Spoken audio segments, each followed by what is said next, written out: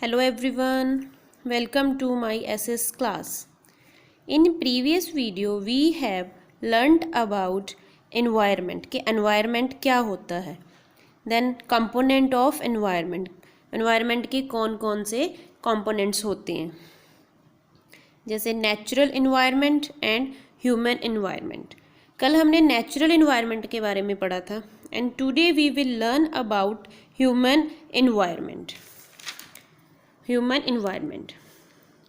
Humans interact with natural environment and modify it to suit their needs. Humans क्या होते हैं? मनुष्य होते हैं. ये जो humans हैं वो नेचुरल environment को interact करते हैं और environment को अपनी need के लिए ही modify करते हैं. जैसे for example, they use a part of land surface for growing crops. For example क्या है कि वो जो पार्ट ऑफ लैंड है सरफेस का पार्ट ऑफ लैंड सरफेस होता है उसको यूज़ करते हैं किसके लिए? क्रॉप्स ग्रोइंग के लिए. क्रॉप्स को ग्रो करने के लिए उनको लैंड चाहिए होती है. Similarly human beings learn to domesticate some animals like cow, buffalo and goats for their own benefits such as food and transport. इसमें ऐसे ही क्या है कि जो ह्यूमंस बीइंग हैं वो क्या करते हैं कि डोमेस्टिकेट करते हैं एनिमल्स को. किसके लिए? जैसे काउज करते हैं, बफेलोज हो गई, गॉट्स हो गई. किसके लिए? देयर ऑन बेनिफिट के लिए, अपने ही बेनिफिट के लिए. क्या क्या बेनिफिट्स होते हैं उनके? Such as food and transport. Humans make use of all the three domain of the earth. कौन कौन से? Land, air and water. कि जो ह्यूमंस हैं, मनुष्य हैं, वो जो अर्थ के 3 डोमेन्स हैं उसको भी यूज़ करते हैं. कौन कौन से हैं वो? लैंड है, एयर है एंड वाटर है. Humans build structures with different natural materials. कि जो ह्यूमंस हैं वो स्ट्रक्चर्स बिल्ड करते हैं किससे? नेचुरल मटेरियल से. Roads, bridges, industries, settlements, monuments and other such item which are created by humans are considered as human made environment. हाँ जी, जैसे रोड्स, ब्रिज, इंडस्ट्रीज हो गए, settlements, monuments, other such items. ऐसी कई आइटम्स हैं जो ह्यूमंस के द्वारा क्रिएट की गई है. ये क्या कंसाइडर करती है? As a human made environment. कि ये मनुष्य के द्वारा बनाया गया सारा इन्वायरमेंट है.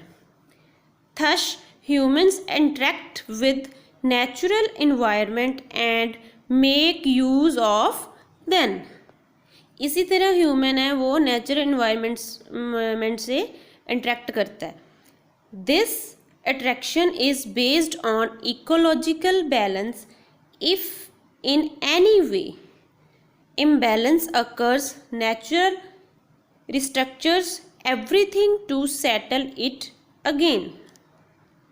इसमें क्या है कि अगर किसी भी तरह नेचर का इम्बैलेंस होता है तो नेचर क्या होता है? कुदरत इसको दोबारा सेटल करती है. नेक्स्ट है biodiversity. Large variety of living organism in our environment. It is the variety of life form at all level of the planet earth. Our environment की लिविंग ऑर्गेनिज्म की लार्ज वैरायटी को biodiversity बोलते हैं. ये हमारे अर्थ planet के सभी surface पर लाइफ फॉर्म से भरा हुआ है. जैसे टेरेस्ट्रियल, मैरीन, एरियल.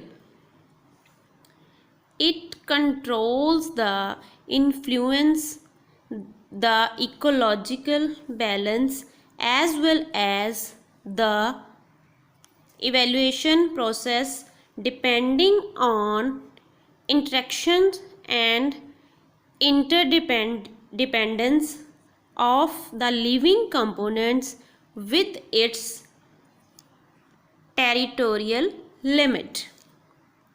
टेरेस्ट्रियल क्या हो गया, धरती हो गया, ज़मीनी हो गया, ठीक है। मैरीन क्या हो गया, समुद्री। एरियल क्या हो गया, हवाई। ये क्या है कि जो इन्वायरमेंट का बैलेंस है उसको प्रभावित करता है, और एज वेल एज कि इसकी जो प्रक्रियाएं हैं वो इसके इंटीरियर लिमिट में रहने वाले जो कंपोनेंट हैं उनको आपस के रिलेशन और इंटरडिपेंडेंस पर निर्भर करता है। जैसे कि dinosaur once lived on the earth but have disappeared in the natural course of our million of years. कि जो डायनासोर्स हैं वो पहले कहाँ रहते थे, धरती पे रहते थे, बट जब नेचर के साथ नेचुरल कोर्सेस छेड़छाड़ शुरू हो गई तो ओवर मिलियन ऑफ ईयर्स से वो यहाँ से डिसअपियर्ड हो गए। ऐसे ही जैसे tigers, elephants and rayons are some of the animals थे जो वो आजकल अलोप होने शुरू हो गए हैं।